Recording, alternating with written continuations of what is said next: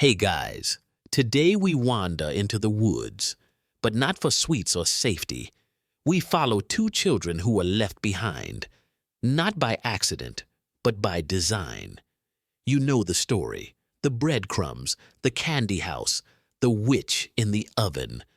But what if the witch wasn't the true threat? What if the monster had been with them all along? Now, sit back and relax so we can start exploring today's story. In a starving village, a woodcutter's children are abandoned in the forest by their stepmother. But in this version, the step is no excuse. Their mother hides a darker truth behind her desperation. As Hansel and Gretel struggle to survive, they find a strange house in the woods, a house that offers food, warmth, and truth. But the so-called witch who lives there does not want to hurt them.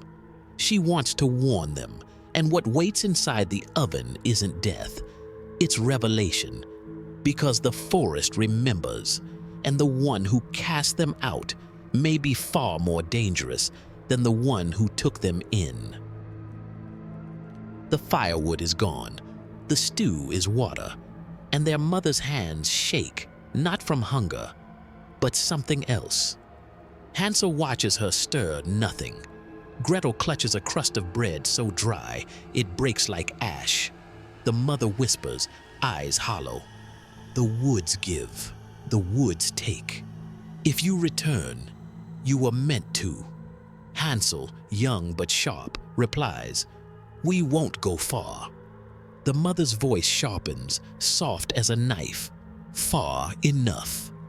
That night, the sack is packed. The goodbye is kissed with guilt. The promise is made to no one. They follow the trail. They leave crumbs. But the birds are hungry too. Hansel looks back often, not for home, but for her. Gretel hums to keep the silence away, but the trees hum back. Gretel whispers, "She didn't cry when we left." Hansel replies, flat, "She never does." Night falls like a snare. The path disappears, and still, no fear. They are used to being forgotten. They find it at dawn, half buried in fog, crooked and glimmering. A house made of sugar? No, it only looks like candy to hungry eyes. Gretel gasps, voice awed, "It smells like cinnamon." Hansel suspicious, or something pretending to be. Still, their fingers touch the walls. The walls sigh. The door creaks open before they knock. A voice, tired but amused, calls from within, "Come in, children. You've wandered far." She is not old, not young. Her eyes are too bright. She feeds them stew that tastes like memory, bread that crumbles into stories. She never asks their names. She already knows. The woman, gentle and measured. "I don't burn children, but some children carry fire inside them."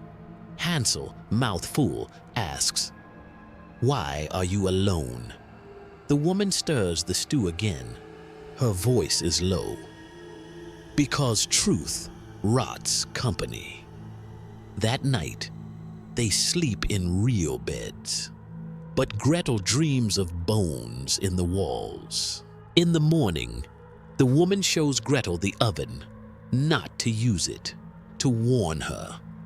The woman, quiet and grave. It only opens for what it recognizes. Heat cannot burn what it helped make. Gretel peers in, confused. "There's no fire." The woman nods, almost smiling. "There is, just not for food." Hansel touches the edge, flinches. Inside, something shifts. Not coals, not wood. Hair, long, black, twisting.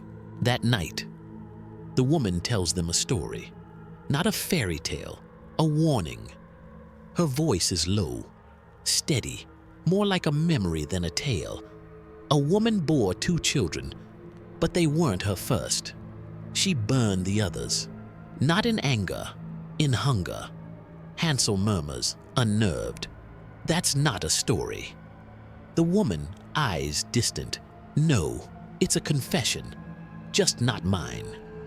Gretel doesn't sleep, not because of the story, because her fingers still smell like ash from the oven door. On the 3rd day, she finds them, their mother, alone, pale, smiling with teeth that were not hers before. The mother steps into the doorway, voice sweet and strange. My darlings, I came to bring you home. Hansel runs to her. Gretel does not. The woman behind them speaks softly, but with steel. She isn't your mother anymore. The mother laughs, but it cracks midway.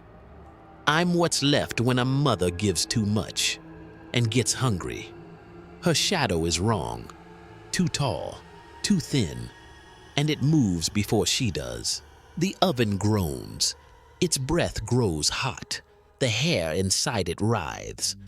Gretel steps forward. She whispers to the witch, "It will take her."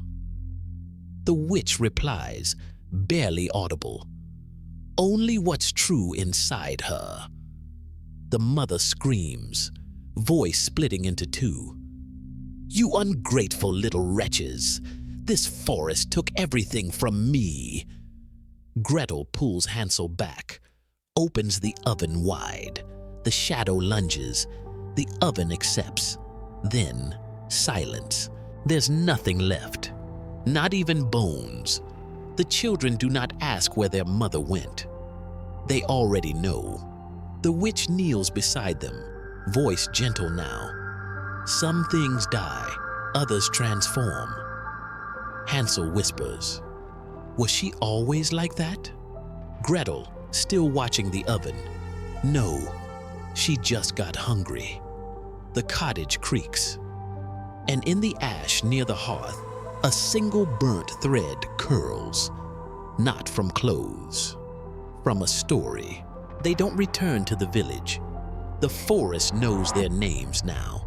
The witch teaches them how to listen, how to know hunger from need, how to tell shadows from shape. Gretel speaks to a younger child someday. If you ever feel her voice inside you, don't feed it. Hansel builds traps around the house, not to keep others out, but to keep something in, and the cottage still stands. Not sweet, not safe, but honest. The witch didn't eat them. The forest didn't trick them. The oven didn't kill her. The truth is, she was already burning before the forest ever called her name. That's it for today. I'll make similar videos in the future.